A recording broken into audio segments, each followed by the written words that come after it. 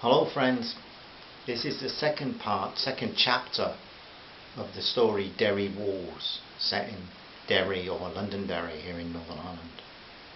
Chapter 2 is called Statement. I might have to do this in more than one part. It's called Statement. The store manager arrived looking concerned. He was a fairly shrewd man and took in the situation quickly. A man with a loaded gun was not far from the entrance, and about 20 customers and staff were at the other end away from the entrance. This was all 3 stories up, and the retailer knew that the safety of the people had to come first. Also, the bag that the gunman was carrying worried him. He was a Derry man, and he'd been in the city through most of the troubles. And although 2011 was well into the peace process, a man brandishing a firearm and carrying a bag was a reminder, a blast from the past, his mind said, and he hoped that was not prophetic. Wesley looked him in the eye and pointed the gun in his general direction, but not straight at him. "You took your time. You have to understand this situation. I have more than one gun, and though I do not want to use them, I will if I have to. In this bag is enough explosives to take the top off this building, and I can detonate it in a split second and will if need be. Now get the rest of this building evacuated. Tell the security forces I do not want to talk to them, and get someone over here from the Derry Journal and do it fast." Sheila was looking very alarmed now. He had a bomb. She didn't really remember the troubles, but she'd heard so many stories. She was too young to die, she thought. She caught Wesley's eye and he smiled at her and said, "Don't fret. I'm not wanting to hurt you or anyone else here, but I have to do this to get this matter sorted." "What matter?" The nervousness showed up in the thinness of her voice, but she still faced him with courage. "When the reporter from the Derry Journal gets here, you will understand, Sheila. Now you just keep serving everyone a drink on the house." He smiled at that, but Sheila never detected any humour. Her hands were shaking as she filled the cups. "Please enjoy your drinks, everyone," he announced, "and try and stay calm. We have to play a waiting game for a while. If anyone has a good joke, now might be the time to share it."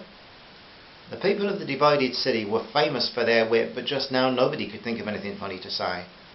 Wesley glanced out of the window and could see that the diamond was being cleared of people, and he guessed that the shop was already empty. Except for him and his hostages, that was. The telephone rang and he told Sheila to answer it. She told him it was the police and they wanted to talk to him. He said, "Tell her to get lost. I'll not talk to them before I talk to the Derry Journal." The angry tone was back in his voice, and Sheila told the police officer what he said. "Now put the phone down, Sheila, please." She obeyed, ignoring the policeman's voice as he tried hard to get information from her. "Now Sheila, when you've finished your coffee, I have a wee job for you. I want you to count up how many people are in our happy party here, listing staff and public separately. In fact, do it on paper and get family contact details for all of them." There were 8 staff, all female and mostly fairly young, and there were 21 customers ranging from the young teenage lads through to the middle-aged couple. He took the sheet of paper with the names and phone numbers on and read it through, and asked Sheila to make it a second copy, being careful to get all the information right. "Now," he said, "I want everyone's mobile phones, and please don't try to deceive me here. Just put them on the tables, and in a moment Sheila will go round and collect them up. You can find your own if and when you leave." One of the lads claimed he didn't have a phone, but Wesley knew that all young lads had one, and he picked Barry McCarthy up by his shirt collar and with the gun at his head forced him to remember that he did have one. And that caused the lady in her 30s to have second thoughts about holding on to hers, so soon there were as many phones as there was people. Sheila gathered them up, and as she passed by Barry she said, "Just do as he says, don't be stupid." Barry went bright red with embarrassment, because for a teenage boy a slightly older girl's scorn was as sharp as the pistol that he'd felt at his head a few minutes before. They all waited and talked in hushed tones, while Wesley Crockett walked up and down in front of the counter, gun in his hand. Down below, a large group of PSNI officers of both sexes and various ranks were standing near vehicles, blocking roads and keeping people away. At Austin's front entrance, Chief Inspector Sheldon watched as Jerry O'Loughlin walked in his direction. He and Sheldon knew each other for a long time, and he had a real problem leaving the Derry Journal senior reporter to take this on. Jerry had very little sympathy with the inspector, and in his writings he both criticised the police for being as slow as an old dog with no teeth, and on another occasion tearing into the inspector for harassing young people in the city centre at night, who he claimed were only hanging out and being victimised by heavy-handed police tactics. "How you doing, Inspector Sheldon?" the short, wiry, middle-aged journalist asked, but didn't want to reply. He said, "So what am I here for? Not like you to throw me a story." "If it was down to me, Jerry, you wouldn't be here, but I've no choice. The man in there with the gun and the bomb, he wants to talk to you." "How do you feel about that?" All Jerry O'Loughlin could think of was the pleasure of being here right in the middle of the story. The inspector and a constable outlined the situation to him, and he entered the building alone. The store had an eerie feel about it, and all the more so because there was no staff or shoppers left, and the escalators were still running. Jerry arrived at the third-floor restaurant and entered the room cautiously. But when he announced himself, the gunman invited him to sit down. Ever cheeky, Jerry asked, "Can a man still get a cup of coffee in this place?" Wesley nodded at Sheila, and she managed to smile as she brought back a black coffee to the reporter. Wesley sat a table away with the firearm in his hand and outlined his purpose, encouraging all to listen.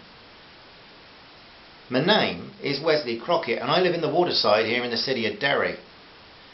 Those two words, Londonderry, waterside, and his name identified him very clearly as a Protestant resident of this city. Some Protestants, even in the area, insisted on calling the city Londonderry for historical reasons, and the waterside of the river was mainly a Protestant area. "I have here 29 hostages. Here's a list of their names and contact numbers for loved ones. I would like you personally to inform their relatives that it is my desire to release them. However, there is a condition. I am here with 2 guns and a bomb in this bag, and I can explode it in a second if I wanted to. It will certainly take the top off this building and kill all of us inside. However, I have no wish to harm any of these people, and if one man will walk in here with the courage to die in place of them, then I will send all these people out of the building and give the security forces time to get clear before I detonate. Do you understand?" Jerry had a notebook and a pen in his hand, but he'd written nothing down because it was all very clear to him. "Yes, I get it.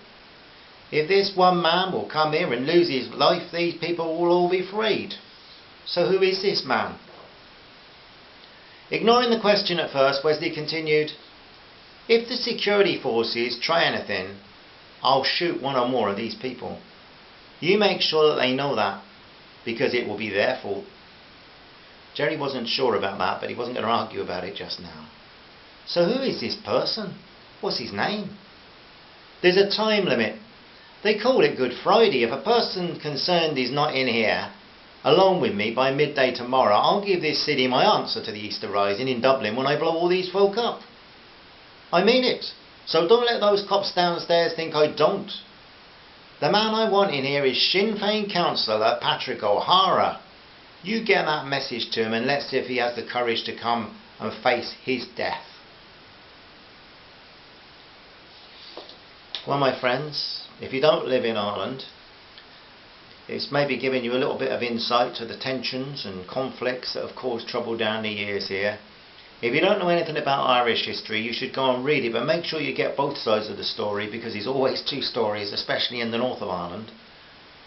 But why does he want Patrick O'Hara? Don't miss the next episode and you'll find out. Hope some of you are enjoying it. It's a beautiful day here, and I hope it is there. Love and peace to all of you from Kate and me. Bye bye.